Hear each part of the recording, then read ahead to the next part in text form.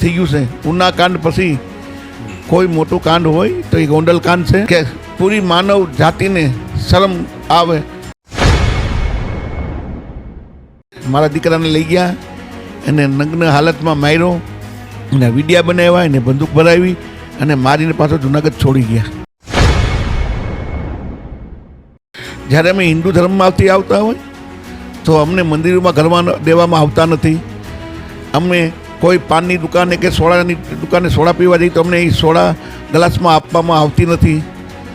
અમે હિન્દુ સમાજના દીકરા હોય, હિન્દુ હોય અને હિન્દુ તરીકે અમે રહેતા હોય તો અમને મારવામાં આવે છે, અમારા અપમાન કરવામાં આવે છે. આ દેશના રાષ્ટ્રપતિ જ્યારે મંદિરમાં જાય છે, એસી સમાજના હોય તો મંદિરો ધોવા પડતા હોય, તો પછી અમારે હિન્દુ ધર્મમાં રહેવાનો શું મતલબ છે ભાઈ?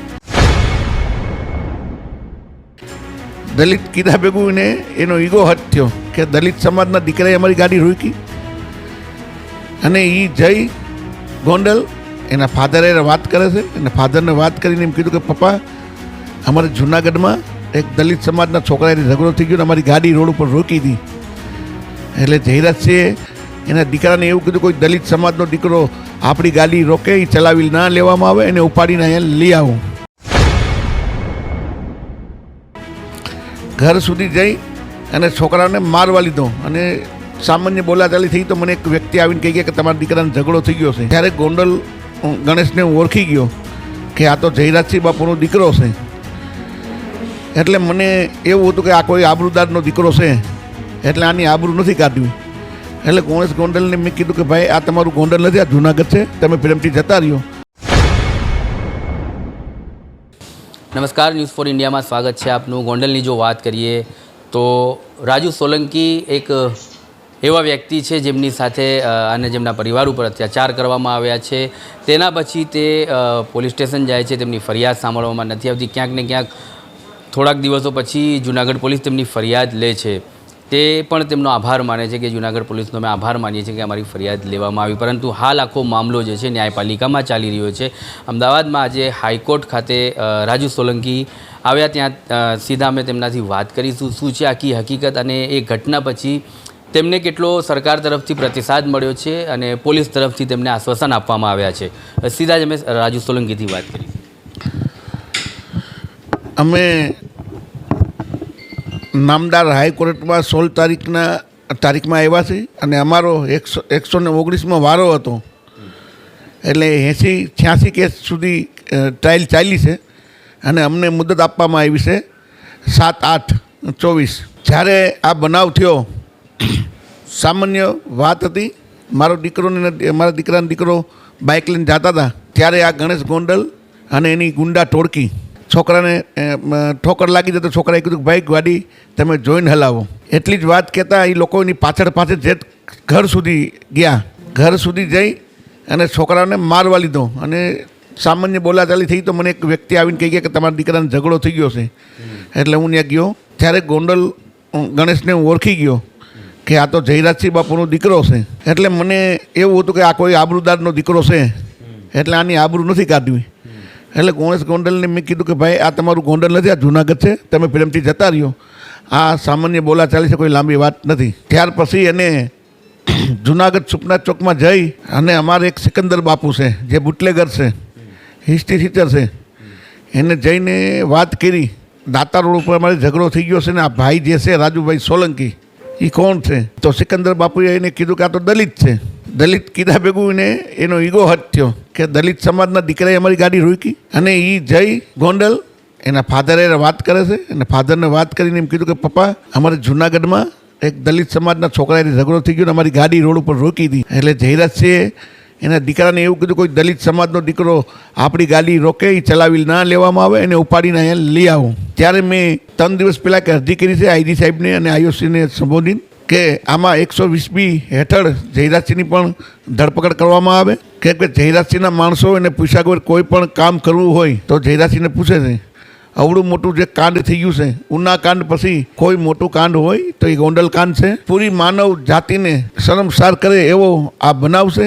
મારા દીકરાને લઈ ગયા એને નગ્ન હાલતમાં માર્યો અને વિડિયા બનાવ્યા, એને બંદૂક ભરાવી અને મારીને પાછો જુનાગઢ છોડી ગયા. ત્યાર પછી તમે એક એવી પણ જાહેરાત કરી કે હવે મારે હિન્દુ ધર્મથી તેને ત્યાગીને ઇસ્લામ ધર્મ અપનાવવું છે. તેમાં પણ ક્યાંક ને ક્યાંક સવાલો ઊભા થયા કે બૌદ્ધ ધર્મ એવા ઘણા એવા ધર્મ છે, સમાજ છે, જાતિ છે, તેને તમે સાઈડ પર મૂકીને ઇસ્લામને કેમ પસંદ? અમે જ્યારે અમને પૂછવામાં આવે કે તમારી પેટા જાતિ શું છે, તો અમે એમાં ચમાર વણકર લખાવતા હોઈએ છીએ. અને પછી ધર્મ પૂછવામાં આવે તો અમે એમાં લખાવીશ કે અમે હિન્દુ ધર્મમાંથી આવીએ છીએ. જ્યારે અમે હિન્દુ ધર્મમાંથી આવતા હોય તો અમને મંદિરોમાં ઘરમાં દેવામાં આવતા નથી. અમે કોઈ પાનની દુકાને કે સોડાની દુકાને સોડા પીવા જઈએ તો અમને એ સોડા ગ્લાસમાં આપવામાં આવતી નથી. અમે હિન્દુ સમાજના દીકરા હોઈએ, હિન્દુ હોઈએ અને હિન્દુ તરીકે અમે રહેતા હોઈએ તો અમને મારવામાં આવે છે, અમારા અપમાન કરવામાં આવે છે. આ દેશના રાષ્ટ્રપતિ જ્યારે મંદિરમાં જાય છે, એસી સમાજના હોય તો મંદિરો ધોવા પડતા હોય, તો પછી અમારે હિન્દુ ધર્મમાં રહેવાનો શું મતલબ છે ભાઈ? જ્યારે બૌદ્ધ ધર્મની વાત આવે છે, બૌદ્ધ ધર્મ છે એ મારા બાબા સાહેબે શીખાવ્યો હતો, પણ હાલ આ દેશના વડાપ્રધાન નરેન્દ્ર મોદી માથે રહી અને બૌદ્ધ ધર્મ અંગીકાર કરાવે છે. જ્યારે મારે આ હિન્દુ ધર્મમાં જો અમારે માર ખાવાની હોય, અમે તમારા ભાઈઓ હોય છતાંય તમે અમારાથી અભરસટ રાખતા હોય તો અમારે હિન્દુ ધર્મથી કંટાળી અને હું ઇસ્લામ ધર્મ કબૂલ કરવા જઈ રહ્યો છું. રાજુભાઈ, કેટલું દુઃખ થાય છે જ્યારે તમે અને તમારા મતોથી જ્યારે આ સરકાર બનીને આવતી હોય, સરકાર ચૂંટીને આવતી હોય અને તમારું સાંભળતા ના હોય, તેના મળે તેવા જે પોલીસ અધિકારીઓ પણ હોય, સામેવાળા વ્યક્તિનું વગવેળ વ્યક્તિ હોય તેનું માન રાખતા હોય અને તમારી ફરિયાદ પણ એવું સાંભળવામાં આવે છે ક્યાંક ને ક્યાંક અમુક દિવસો પછી, અમુક આંદોલન પછી તમારી ફરિયાદ પણ લેવામાં આવે.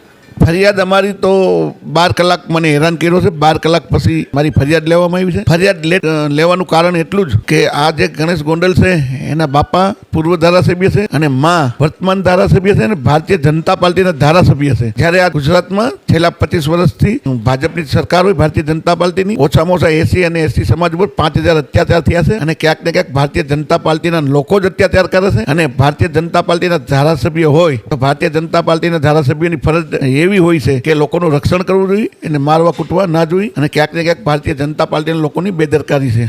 રાજુભાઈ, જો બીજી તરફ જો વાત કરવામાં આવે તો ન્યાયપાલિકામાં તમને કેટલો વિશ્વાસ છે અને તમને કેટલી રાહત મળી છે? ત્યાંથી તમને લાગે છે આવનાર દિવસોમાં તમારો આ કેસ આખો સારી રીતે જોવામાં આવશે અને તમને તેના પ્રત્યે ન્યાય મળશે? અમે જુનાગઢ કલેક્ટર સાહેબને અરજી કરીને જણાવેલું છે કે અમને સ્પેશિયલ વકીલ આપવામાં, પીપી આપવામાં આવે અને અમારો કેસ છે એ ફાસ્ટ ટ્રેકમાં ચલાવવામાં આવે. અને જે અમને આમ તો ન્યાયપાલિકા પર પૂરેપૂરો વિશ્વાસ છે કે અમારો કેસ છે એ ફાસ્ટ ટ્રેકમાં હલાવશે અને ગણેશ જાડેજાને ઓછામાં ઓછી 10 વર્ષની સજા આપશે. ચોક્કસથી જો જિજ્ઞેશ મેવાણીની વાત કરીએ તો સમાજના આગેવાનમાં આવે અને વડનગરથી ધારાસભ્ય પણ છે, તો આ કેસની અંદર તે ક્યારેક ઝંપલાવશે અને કોઈક તેમના તરફથી તમને આશ્વાસન કે કોઈક ટેકો આપવામાં આવે? હા, શરૂમાં જ્યારે આ બનાવ બન્યો ત્યારે જિજ્ઞેશભાઈ મેવાણીના 2-3 ફોન આવેલા અને અમને મદદ પણ કરેલી છે અને જરૂર પડશે તો એ અમારા નેતા છે, એનો પણ અમે આમાં ક્યાંક ને ક્યાંક ઉપયોગ કરશું. જી, ચોક્કસથી. તો આ હતા રાજુ સોલંકી. હવે જો દેશની રાજનીતિની વાત કરીએ તો 2014ની પછી એક એવી રાજનીતિ તરફનો વળાંક થયો છે કે દલિત, આદિવાસી, મુસ્લિમ, પીડિત સમાજ જેટલા પણ હોય તમામને પ્રતાડિત કરવામાં આવે છે અને તે લોકોને એક અલગ એંગલથી જોવામાં આવે છે. દલિત સમાજનો આ એક નવો કિસ્સો કોઈ 2014 પછી સામે આવ્યો એવો નથી. દલિત સમાજના યુવાઓ જ્યારે ઘોડી ચડતા હોય, દલિત સમાજના યુવાઓ જ્યારે સારા કપડાં પહેરીને માર્કેટમાં જતા હોય અને દલિત સમાજના યુવકો કોઈ એવી જગ્યાએ કોઈ મંદિરે પહોંચતા હોય તો તેમની પ્રત્યે એક અલગ જ વ્યવહાર કરવામાં આવે છે ને ક્યાંક તેનું આ લોકોને દુઃખ છે. પરંતુ જ્યારે આ દેશની વાત કરીએ તો ગંગા જમની તહેજીબની વાત કરવામાં આવે તો આ જ દલિત અને આ જ મુસ્લિમ અને આદિવાસી સમાજને જો સાથે લઈને ચાલતા હોઈએ તો જ આ દેશ આખું સારી રીતે ચાલી શકે છે અને ગંગા જમની તહેજીબ આખા દેશ અને વિશ્વભરમાં આપણી વખાણાય છે.